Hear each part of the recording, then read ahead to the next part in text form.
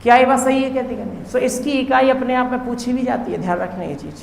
Molar चालकता की इकाई अपने आप में ऑब्जेक्टिव है और पूछा गया है कईयों बार। मोलर चालकता की क्या इकाई होती है? सुने यहाँ पर, मोलर चालकता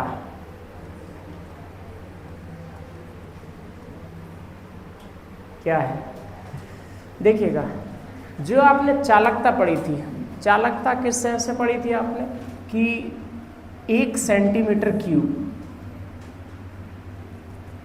बिलियन था, उसका 1 सेंटीमीटर क्यूब आयतन वाले बिलियन का चालकत्व, उसकी क्या कहलाती थी? चालकता, कंडक्टिविटी जिसे बोला जाता है। ठीक, अब की बार जो हमारा इंटरेस्ट होगा वो ये नहीं होगा कि 1 सेंटीमीटर क्यूब, अब की बार हमारा इंटरेस्ट है 1 मोल से। 1 मोल में और 1 सेंटीमीटर क्यूब में अंतर बिल्कुल संभव है, पॉसिबल है ही अंतर। क्योंकि ऐसा बिल्कुल पॉसिबल हो सकता है कि 1 सेंटीमीटर का क्यूब का क्या मतलब समझे? 1 सेंटीमीटर क्यूब मतलब सिंपल सा 1 ml, 1 ml, ठीक है। 1 ml में 1 मिलीलीटर में कितना विलेय आ रहा है? विलेय मतलब यहाँ पे क्या होना? विद्युत अपघट्य। कौन है यहाँ पर? विद्युत अपघट्य। अब कह नहीं सकते कितना आ रहा है, लेट से अंदाज लगाने के लिए मान लिए इसके 0.5 मोल आ गए। कितने आए उसके? 0.5 मोल। अब यदि 1 मोल मतलब 1 सेंटीमीटर क्यूब में उसके 0.5 मोल है, तो बच्चे 2 सेंटीमीटर क्यूब में उसके 1 मोल हो जाएंगे कि नहीं हो जाएंगे? 0.5 इसके, 0.5 इसके। तो जो चालकता है वो इतने की ही कहलाएगी, लेकिन मोलर चालकता इसकी कहलाएगी। मोलर चालकता का मतलब 1 मोल जितने हिस्से में आ रहा है उसका चालकत्व, उसकी क्या कहलाती है? मोलर चालकता। या उसकी चालकता, उसकी क्या कहलाएगी? आपकी मोलर चालकता, जो आपका 1 मोल जितने हिस्से में आ रहा है। अब आप खुद बताइए, यदि किसी बिलियन में, शांत सुने यहाँ पर, 1 सेंटीमीटर क्यूब में 0.2 मोल अवेलेबल है। कितने हैं? 0.2। तो बताइए 1 मोल कितने सेंटीमीटर क्यूब में होगा? 5। बोलो बात सही है क्या? क्योंकि 0.2 मोल है 1 सेंटीमीटर क्यूब में। एक और चाहिए, एक और चाहिए, एक और चाहिए, एक और चाहिए। टोटल 5 सेंटीमीटर क्यूब में कितना मोल आ जाएगा? बोलो ये बात सही है? अब सवाल बनता है, ये तो समझ में आ गया मोलर चालकता क्या है। अब सवाल बनता है इसका फॉर्मूला कहाँ से मान लिए कि कैलकुलेट करेंगे। सो फॉर्मूला बहुत सिंपल सा है। 1 सेंटीमीटर क्यूब का जो चालकत्व है उसे चालकता कहते हैं। उसे क्या कहते हैं? चालकता। सो चालकता को दर्शा दिया किसके द्वारा? के के द्वारा। कप्पा, ठीक है देने, के के द्वारा क्या दर्शाई जाती है? चालकता। अब ये चालकता में कितनी बार कैलकुलेट करना है हमें? ये चालकता हमें उतनी बार कैलकुलेट करना है जितने सेंटीमीटर क्यूब में 1 मोल आ जाए। बोलो बात सही है? जैसे कि यहाँ पर चालकता का मान कुछ आ रहा होगा, लेट से कि मान लिए कि 5 आ रहा है, ठीक है ना। देखिए अब 1 मोल तो 2 सेंटीमीटर क्यूब में आया, तो टोटल इसकी चालकता कितनी हो जाएगी? 5 × बोलो ये बात सही है? अगर मान लीजिए यहाँ पर मान लीजिए कि चालकता का मान 4 आ रहा है, ठीक है ना, और 1 सेंटीमीटर क्यूब में 0.2 मोल है, तो बोलो 5 सेंटीमीटर क्यूब में कितने हो जाएंगे? 1 मोल। और 5 मोल की जो चालकता है वो उसकी क्या, 5 सेंटीमीटर क्यूब की चालकता मतलब 1 मोल की चालकता, वो क्या कहलाएगी? उसकी मोलर चालकता। मतलब हर 1 सेंटीमीटर क्यूब यदि 4 चालकता का है तो इन जैसे 5 मतलब 5 का क्या करना पड़ेगा? अब चूंकि कितने सेंटीमीटर क्यूब है ये हमें पहले से पता नहीं है, क्योंकि 1 सेंटीमीटर क्यूब में आ रहा, 2 सेंटीमीटर निकाल सकते हैं, ऐसा नहीं है आयतन उन सब के कैलकुलेशन करना पड़ेगा, सो निकलेगा। बट फिलहाल के लिए एक ओवरव्यू देखें तो हम इतना भी डीप डाइव नहीं जा पाते हैं कि 1 सेंटीमीटर क्यूब में इतना मोल आ रहा है तो 5 सेंटीमीटर क्यूब में कितना मोल आ रहा है। फिलहाल के लिए यदि मैं मान लूँ इसको कि V ml में, बोले ml का मतलब सेंटीमीटर क्यूब, सो V सेंटीमीटर क्यूब में यदि 1 मोल आ रहा है तो क्या मैं कह दूंगा अगर हर 1 सेंटीमीटर क्यूब की चालकता K है, जो कि होता ही है कप्पा, तो इसमें गुणा हो जाएगा किसने का? V का। जैसे कि यहाँ पे 5 सेंटीमीटर क्यूब की किसका गुणा? 5 का। 2 सेंटीमीटर क्यूब में 2 का, तो v सेंटीमीटर क्यूब में v। तो लैम्डा m, अब ध्यान रखिए जो आपने लिखा होगा संभावना है गलत ही लिखा होगा लैम्डा। लैम्डा ऐसा लिखा जाता है, ठीक ना, ठीक है। ये है कैपिटल लैम्डा, जो आपने लिखा है वो लिखा है ये वाला, ठीक है, वो है स्मॉल लैम्डा। दोनों दर्शाए जाते हैं। अब सुन लीजिए 1 मिनट के लिए सुने। जो मोलर चालकता किसी पदार्थ की दर्शाई जाती है, जैसे कि NaCl, या मान लीजिए जिसमें आयन दोनों हो, सॉल्ट है, तो वो दर्शाई जाती है कैपिटल के द्वारा। और जब किसी आयन की दर्शानी पड़ती है, जैसे कि सोडियम आयन की, तो दर्शाई जाती है स्मॉल के द्वारा। सो लैम्डा Na प्लस लिखना सही है, लेकिन लैम्डा m NaCl लिखना सही है। सो जहाँ आपने लैम्डा m लिखा वहाँ ये करना है सबसे पहला केस। तो आपको ये वाला लेके चल रहा है, फटाफट करो जल्दी से बच्चे। लैम्डा m का मान क्या आया हमारे फॉर्मूले से, K × V। अभी इस कैलकुलेशन में भी एक प्रॉब्लम है, इस कैलकुलेशन में V की प्रॉब्लम है। V क्योंकि हम कैसे कह रहे हैं, V हम उतना सा आयतन तो चाहे मान लीजिए कि 50 लीटर हो, ये थोड़ी यहाँ पे V आना है। ये इस V की क्या खास बात है, ये V कौन सा वाला आयतन है जिसमें 1 मोल आ जाए। अब आप सभी जानते हैं यदि 1 मोल है, मोलरता बराबर नंबर ऑफ मोल्स बटे में वॉल्यूम ऑफ सॉल्यूशन। बोलो बात सही है कहते हैं। जिसमें 1 मोल आए तो 1 मोल का वैल्यू रख सकते क्या यहाँ पे, NB का मान क्या रख सकते हैं 1। तो उतने आयतन क्या निकलेगा इस केस में V। क्या में यही V और ये वाला भी सेम होगा क्या, क्योंकि इस V के अंदर भी कितना उपस्थित है 1 मोल। तो m = क्या हो जाएगा 1/, तो V बराबर क्या आ जाएगा 1/m। बोलो क्या ये बात सही है, कहते कहते V हट जाएगा 1/m आ जाएगा, कुल मिला के क्या आ जाएगा K/m। ये है मोलर चालकता का फॉर्मूला जो हम सबसे ज़्यादा पॉपुलरली यूज करेंगे, ना कि आयतन वाला केस। सो लैम्डा m = हम लिखेंगे K/m। ये है मोलर चालकता, इसको हटाते हैं, ठीक है। सो लैम्डा m बराबर मैंने क्या लिख दिया,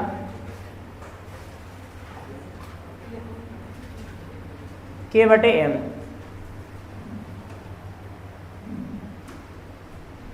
इसकी इकाई निकालने की कोशिश करते हैं, ठीक है। इकाई m क्या है यहाँ पर, मोलरता। क्या है आपका, मोलरता। मोलरता की इकाई क्या है आपकी, मोल प्रति लीटर। बोले ये बात सही है। अब आता है यहाँ पे क्या आपका चालकता, ठीक है, चालकता K। तो देखो याद है, बहुत अच्छी बात है, याद नहीं है तो तुरंत निकालने की कोशिश किया। इकाइयों को याद कम रखा करो, सीधा निकालना आना चाहिए, ये इंपॉर्टेंट ज़्यादा है, ठीक है। सो आप सभी लोग जानते हैं कि K बराबर क्या होता है 1/ρ, रो बराबर क्या होता है L/r, मतलब RA/L होता है, उल्टा हो जाएगा। L क्या है सेंटीमीटर में, ठीक है, ये सेंटीमीटर स्क्वायर है, ये है ओम, तो ओम इनवर्स हो जाएगा, सेंटीमीटर इनवर्स हो जाएगा। ये आ गया, ठीक है, ठीक है। अब इसकी इकाई यदि हम लिखेंगे, प्लीज ध्यान से सुने, सही पीछे ध्यान दे लो। लैम्डा m बराबर, यदि मैंने इसको थोड़ा सा मैं सही लिख दूँ, इसको ऐसे लिखने वाला, इसको ऐसे लिख दिया। यदि मैं K/m इकाई यदि लिखूं तो ये आ जाएगा ओम इनवर्स, सेंटीमीटर इनवर्स, मोल, लीटर इनवर्स। ये आएगी। R बराबर, रुकिए, रो L/A है, तो आपने कहा रो RA/L हो जाएगा। क्या आप ऐसा लिखते हैं कभी कि इसका ओम लिख दें, इसका सेंटीमीटर स्क्वायर लिख दें और इसका सेंटीमीटर इनवर्स लिख दें? क्यों लिखते हैं? क्योंकि सेम डायमेंशन का कैलकुलेशन हो जाता है। अब आप बताइए यहाँ पे सेम डायमेंशन कौन सी है? सेंटीमीटर और लीटर। सेंटीमीटर और लीटर का सीधा सीधा लेना आता है और उन रिलेशन को हमें यहाँ पर रेक्टिफाई करना पड़ेगा, या तो उत्तर लीटर में लाइए या फिर उत्तर सेंटीमीटर में लाइए, कुछ ना कुछ तो करना पड़ेगा। तो दोनों से निकाली जा सकती है। पॉपुलरली हम लीटर को कन्वर्ट कर देते हैं छोटी इकाई सेंटीमीटर में, क्योंकि उसका इनवर्स बेसिकली गायब हो जाएगा। किसी को भी कर सकते हैं, ऐसा कुछ लेना देना नहीं। सुने यहाँ पे, शांत रहें प्लीज। सॉरी, एक गलत लिख दिया मैंने। सेंटीमीटर जो है मैंने पावर गलत लगा रखी है दोनों के ऊपर। इसका हो जाएगा इनवर्स, इसकी पावर 1 आ जाएगा, ठीक है। अब लीटर आप सभी लोग जानते हैं, 1 लीटर बराबर 1000 मिलीलीटर, और 1 ml बराबर 1 सेंटीमीटर क्यूब, तो 1000 सेंटीमीटर क्यूब। पीछे वाले दोस्तों सभी दिख रहा है क्या? ठीक है, इस 1000 सेंटीमीटर क्यूब को रख देंगे किसकी जगह? लीटर की जगह, K/m। ध्यान से समझना, ohm inverse, centimetre inverse, mole inverse, litre की जगह रखना पड़ेगा 1000 सेंटीमीटर क्यूब। सही है sir? Centimetre cube centimetre inverse से कैंसिल हो जाएगा, 2 बचेगी पावर। ठीक है, कुल मिला के इस फॉर्मूले में ये आ जाता है K/m इंटू में 1000। कुछ गेम समझ में आया? ये कन्वर्जन यदि आपने लिखा तो मोलरता हमारी मोल प्रति लीटर में ली जाएगी कि नहीं ली जाएगी? ली जाएगी। आप समझिए, मोल प्रति लीटर में ही ली जाएगी वो, ऐसा नहीं है कि सेंटीमीटर क्यूब में आने लगेगी।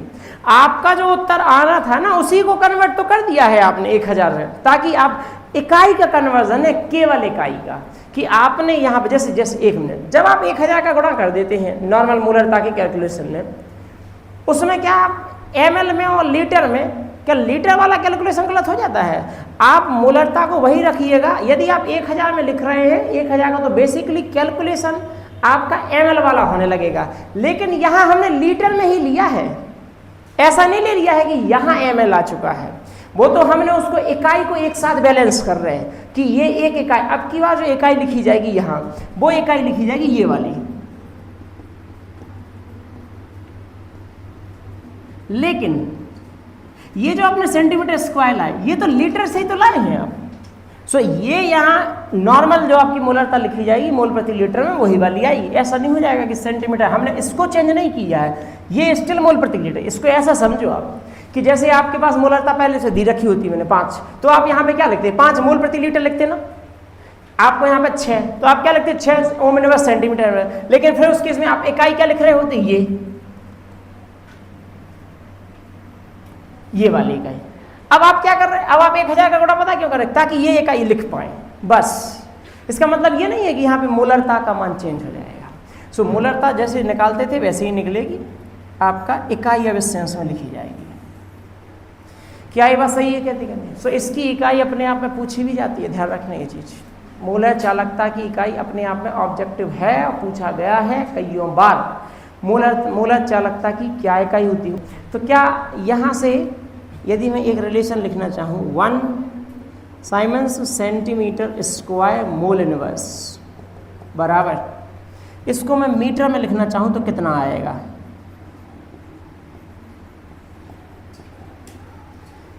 यहाँ पर कोई संख्या आएगी कि नहीं आएगी उड़ा में? यदि मैंने सेंटीमीटर स्क्वायर को मीटर की पावर 2 में या मीटर स्क्वायर में कन्वर्ट कर दिया, पहली बात तो इस साइड आएगी कि इस साइड आएगी? लेफ्ट या राइट? 10 की घात 4, मतलब ऐसा।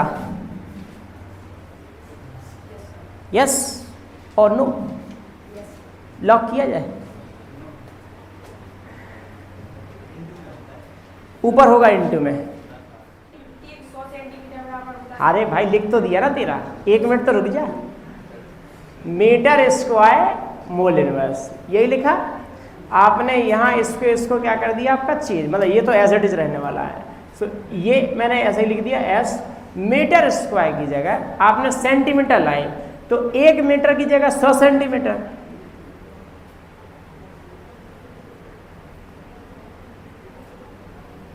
ठीक है, और 100 सेंटीमीटर सही लिखा है नहीं लिखा? देख लीजिए ना, आप ही लोग जानते तो होंगे, इतना आप तो जानते ही होंगे, मतलब इतने पढ़े लिखे तो होंगे ही कम से कम, मतलब बैंक का फॉर्म तो भरना सीख ही लेना। लिखा सही नहीं लिखा? तो तन्यता का प्रभाव,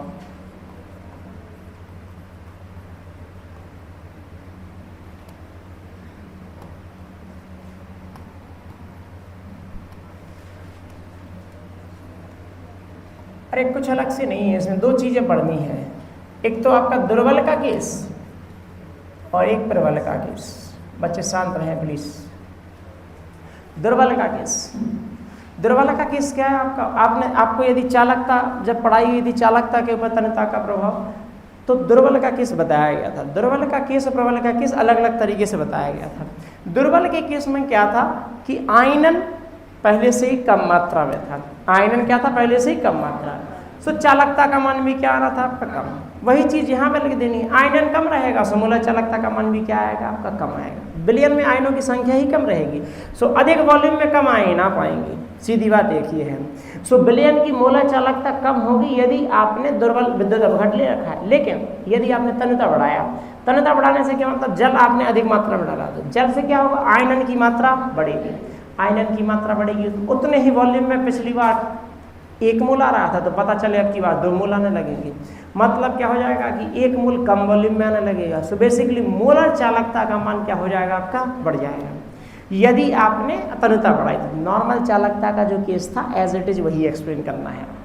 नाउ प्रबल चालकता का क्या केस था, प्रबल चालकता का ये केस नहीं था कि आपने कहा कि यदि आपने तन्यता बढ़ाई तो आयनन बढ़ेगा, आयनन तो उसका भी बढ़ेगा, लेकिन वो पहले से भी आयनित था, 100 में से 99 98 तो पहले से ही थी। लेकिन वहाँ केस ये था कि तन्यता, यदि आपने तन्यता बढ़ाई तो आयनन तो होना ही 100%, लेकिन आयनों का वेग बढ़ जाएगा क्योंकि स्पेस बढ़ेगा आपका। सो बेसिकली ऐसा होने के कारण प्रबल चालकता में यदि आपने मान लीजिए तन्यता बढ़ाते हैं तो वो भी अनंत तन्यता के केस तक जाएंगे, और जो मैक्सिमम जो आ सकता है यदि किसी भी विद्युत अपघट्ट की चालकता, तो वो कब आ सकती है आपकी, अनंत तन्यता पर। अच्छा जी, सो इसके संदर्भ में पार्टिकुलरली प्रबल चालकता के संदर्भ में एक नियम दिया गया, नियम तो क्या, एक फार्मूला दिया गया जिसे कहते हैं डिबाई हकल-ऑनसेगर इक्वेशन। डिबाई हकल-ऑनसेगर इक्वेशन नाम है जो आपने लिखा था, लैम्डा m बराबर लैम्डा 0m माइनस a√c। लिखा था कि नहीं लिखा था, नहीं लिखा, छुड़वाया होगा जगह उसमें, हाँ तो उसमें ये लिखना है, कोई बात नहीं। लैम्डा m बराबर lambda naught m minus a√c। ये क्या है आपका इक्वेशन, ये इक्वेशन है कि किसी सांद्रता c पर, प्लीज ध्यान दें, किसी सांद्रता c पर मोलर चालकता का मान कितना आता है। अब सवाल बनता है ये क्या है, ये अंकल क्या है, लैम्डा 0m। सुनिए, इसमें नहीं, इसमें पढ़ लेते हैं, ठीक है। Lambda m is equal to lambda 0m minus A. किसी किसी किताब में ऐसा लिखा होता है, किसी किसी किताब में ऐसा भी लिखा होता है, 0 की जगह इन्फिनिटी भी लिखा होता है। दोनों एक ही चीज़ें हैं, बिल्कुल दोनों की एक ही चीज़ें हैं, बस आपको जिस जगह पे आप पढ़ रहे होंगे वहाँ पर ये भी पढ़ लेना ये है क्या, सिर्फ यही नहीं कि चिन्ह को पलट के दिया है। देखो, जब जिस किताब में 0 लिखा होगा ना, वो ये बताएगा कि सांद्रता का मान 0 है, और जिस किताब में ये लिखा होगा इन्फिनिटी, वो ये कहेगा कि तन्यता का मान इन्फिनिटी। सो किताबों में उसका डेफिनेशन वर्ड्स अलग हो जाते हैं, लेकिन सेंस एक ही है, सेंस एक ही है। ये दोनों कहलाती हैं अनंत तन्यता, दोनों क्या कहलाती है, अनंत तन्यता। हाँ बताइए, मूलरता, मूलरता ही लेंगे हर जगह पर, ठीक है, ठीक है। सुनिए, सो ये जो है आपका जो लैम्डा 0m है, ये क्या है आपका अनंत तन्यता पर मोलर चालकता। तुम चाहे लैम्डा इन्फिनिटी m के बोल दो तो अनंत तन्यता के सेंस से बोल रहे हो, ये शून्य सांद्रता के सेंस, लेकिन शून्य सांद्रता कभी नहीं भूली जाएगी, उसकी जगह शब्द चलता है अनंत तन्यता का, ठीक है ना। लैम्डा 0m बोलो चाहे लैम्डा इन्फिनिटी, पहला केस। अब आप खुद बताइए जरा कि कोई विद्युत अपघट्ट लिया, 1 सेंटीमीटर के 2 सेंटीमीटर के ऐसा कुछ ले रखा है। यहाँ मैंने इस वाले की जगह मैं सीधा लिखूँ, पदार्थ का नाम तो ज़्यादा अच्छा रहेगा। कैसा, मैंने क्या किया, 100 ग्राम जल लिया और 1 ग्राम NaCl लिया। NaCl तो पहले से वियोजित था, कोई ले लो, 3 अधिकरण में। यहाँ ले लिया 1000 ग्राम जल, ये ले लिया 1 ग्राम उतना ही। यहाँ 1000 ग्राम की जगह 1000 किलोग्राम ले लिया। क्या आप ये बता सकते हैं सिंपल सा, यदि ये 1 ग्राम 99% यहाँ वियोजित था, तो भाई साहब इस केस में तो लगभग 100% हो ही जाएगा, क्योंकि यदि आपने तन्यता बढ़ा दी है तो विलयन का जो विद्युत अपघट्ट है उसका लगभग क्या हो जाएगा, पूर्ण वियोजित। यदि मैं मानूँ आपसे, मतलब इस बात को मानूँ कि ये अनंत तन्यता का केस है, तो अनंत तन्यता के केस पे यहाँ सर्वाधिक आएगा चालकता का मान इन सभी मानों से।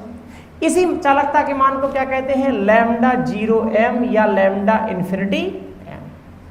दोनों बातें सेम है, ठीक है। तो ये वो अधिकतम मान है जो आ सकता है अनंत तनता पर। तुमने पता है क्या किया, तुमने इसमें से घटा दिया ये मान, माइनस कर दिया, -a/√c। माइनस ही होना चाहिए था, क्यों? क्योंकि ये अधिकतम मान है। मान लिए इसका अधिकतम मान मान लिए कि 54 आया, लेट्स सी। अब ये जो भी आएगा 54 से कम ही आएगा, क्योंकि यहाँ पे पूरा वियोजन था, यहाँ पे पूरा वियोजन नहीं है। तो इसका मान जो भी है 54 से कम रहेगा। 54 से मान लिए कि 53.9 रहेगा, चाहे 52 रहेगा, जो भी हो आपका 54 से क्या रहेगा, कम। क्या ये बात सही है, कहती कहनी? सो ये डिवाई-हैकल ऑनसेगर ने इस इक्वेशन को दिया λm बराबर λ0 a/√c। हालांकि ये पूरे तरीके से, शांत रहें, पूरे तरीके से आपको नहीं समझाया गया है, क्योंकि ए कई चीज़ों पर निर्भर करता है। ए विलायक की श्यानता पर निर्भर करता है, जो आपके मान लीजिए कि फॉर एग्जांपल जो आयन इसमें है जैसे NaCl, उनके ऊपर कैटायन और एनायन के चार्ज पर निर्भर करता है। ए आपके क्या कह सकते हैं, क्या नाम है आपका, जो पदार्थ आपने डाला है विलायक के तौर पर, उसका परावैध द्योतांक पर निर्भर करता है। ए मल्टीपल फैक्टर्स पर डिपेंड करता है, ना केवल एक फैक्टर पे विलायक के लिए। सो फिलहाल के लिए तो ये मान के चलना कि ए एक प्रकार का कांस्टेंट है, ये सांद्रता का मान है, ये λ0 या मान ली अनंतता पर जो भी आपकी मूल चालकता ही आ रही है उसका मान है। इसके आधार पर किसी भी विद्युत अपघट्ट की चालकता निकाली जाती है, लेकिन ये प्रबल विद्युत अपघट्ट की निकाली जाती है, दुर्बल विद्युत अपघट्ट की नहीं निकाली जाती है। दुर्बल विद्युत अपघट्ट के लिए आपका नाम दिया गया है कॉलरास नियम। अभी आप पढ़ने वाले हैं उसके बाद, ठीक है। कॉलरास का नियम इसलिए ही दिया गया है कि दुर्बल विद्युत अपघट्ट मतलब इंटरपोलेशन मेथड के द्वारा आप प्रबल विद्युत अपघट्ट का तो निकाल लेते हैं, लेकिन दुर्बल विद्युत अपघट्ट की अनंतता का मान नहीं निकाला जा सकता है। ऐसा फिर कॉलरास ने क्या कहा कि कॉलरास ने कहा कि दुर्बल विद्युत अपघट्ट की जो आपकी चालकता है, मूल चालकता है, उसका मान प्रबल विद्युत अपघट्ट की मूल चालकता की मदद से निकाल सकते हैं। सो उसको हम पढ़ेंगे, अभी आज तो नहीं पढ़ेंगे, परसों की क्लास में पढ़ेंगे, लेकिन फिलहाल के लिए मैंने दोनों केसेस को बता दिया है।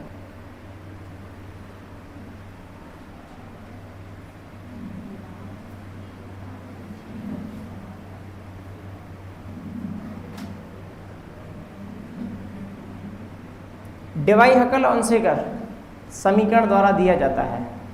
डिवाई-हैकल ऑनसेगर समीकरण द्वारा दिया जाता है।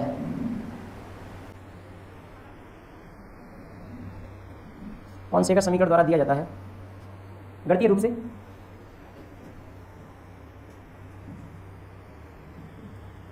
ये लिख लीजिएगा, λm बराबर λ0 - a/√c।